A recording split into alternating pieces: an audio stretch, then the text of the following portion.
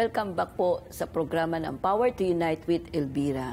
Alam niyo po, napakaganda po ang interview natin nung nakaraang linggo kung saan po napakahalaga ang sharing ng ating special guest from Vatican na walang iba kundi si His Eminence, Oswald Cardinal Gracias, na kung saan po galing po siya sa Archdiocese of Bombay at pinag-usapan namin yung kahalagahan ng pamilya. Kaya itutuloy po namin ang aming magandang discussion tungkol po naman sa ating relasyon sa Diyos. Magbabalik po ang programa ng Power to Unite with Elvira.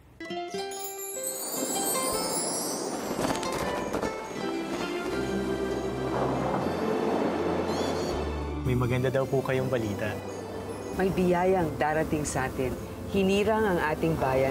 Pinili ang bansang Pilipinas upang dito idaos ang 51st International Eucharistic Congress. Dadayuhin ng mga Katoliko sa buong mundo. Magkita-kita tayo sa Cebu sa January 2016. Sa selebrasyon na ito, maghahari ang pagmamahal sa isa't isa dahil tayo ay pamilya ng Diyos at Siya ang ating Ama. Saksihan natin ang real presence ni Jesus sa Eucharist. Yan ang misa ng mundo. Pinakamalaking pagsasama ng mga mananampalataya. Pagtulong-tulungan natin para may sakatuparan. Mula sa ating munting kakayahan, may handog natin ang pinakamalaking selebrasyon ng banal na Eucharistia. Makapangyarihan ng mamamayang Pilipino, kaya natin ito. Isang pamilya sa ilalim ng isang Diyos. Nag-iisang bangka tayo sa isang pananampalataya. Christ in you, the hope of glory.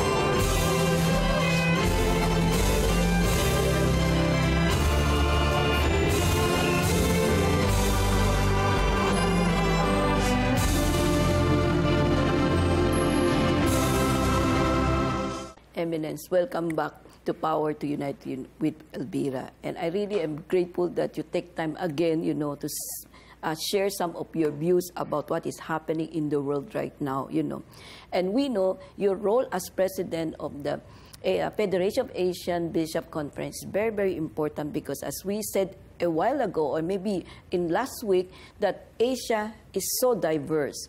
Our faith, our religion, our family, our culture, yet there is some beauty in it, right? And you agree that we should be an example to other world, how we really synchronize one another, how we work with one another. Isn't it, Your Eminence? I would agree. I think that there's lots that Asia can give to the world. I was saying the family values, that's so important, which Asia has preserved, and I'm afraid it might lose it. Now, then, the respect for elders, which is very, very important for us. It's taken for granted. It's unthinkable for us not to respect our elders, and because that comes obedience, comes within the bonding together. Then hospitality. Asians are very hospitable. A guest comes, and we are happy that a guest comes, and he's part of the family. In the Hindu scriptures, it said you must treat a guest as if he's God. This is part of our Asian culture, really. Then also the bonding that we have, and religion, as I mentioned last time, that religion is so important for us in Asia. It's a very central part of the family, of the person's life. And because of this now, I remember when I was a child, the relationship between the religions was so very good. Now the little fundamentalism has come in. But, and this would not divide us. There was an understanding, appreciation. We would be happy about others' feasts, wish each other. And religion was never a dividing force, was a uniting force. Belief in God, and then you felt the bonding because the other person also had I don't know why there has been a transformation. Now we must get all that back. We've lost some of these things over the years. And sometimes there are wars fought because of religion, there's fight because of religion, there's violence and there are riots. I've seen that myself. But this is really retrograde. The world needs... Now Asia can give an example for this for the rest of the world, and Asia herself, of course, we must gain these values for ourselves also. This is so important, I think. Interreligious dialogue and friendship, praying to God, bonding. And I think the grace that we receive from the Holy Spirit is the one helping us and then guiding us to appreciate the sacrifice of Jesus, you know. You know, now that you say this, it strikes me that, you know, I attended a few synods. And when I went, I thought maybe the Europeans and Americans would speak different from what Indians are speaking. So I think there was, after all of them spoke, we realized the challenges we face are very similar. Yes. Very similar. And also the aspirations are very similar. Now, I was reflecting that probably the reason is because of the gospel. We all love the gospel, and we have Jesus, and Jesus is the one who unites us. And it makes me reflect that the answers to everything ultimately are found in the person of Jesus, in the message of Jesus, yes. in the passion, death, and resurrection of Jesus. And the Eucharist. So when we really deeply understand the Eucharist, understand the message of Jesus, this has got really the answer to everything. We've seen the whole tremendous collapse of the economy yes. in the West, the whole economic recession. And it was interesting, we had a World Congress in Mumbai yes. on ethics in economics. Uh-huh. And I was interested. People really began to listen when I said, now, Jesus spoke of caring for the other. You can't only think of profit. Yes. You must be able to think as one family. And you must have principles in everything that you do. Yes. And people began to, I thought, understand that language. And they were all, most of them were Hindus and other religions, not Catholic, not Christians. I think if I see that the gospel has got the answer to all our questions, if only we understand the gospel.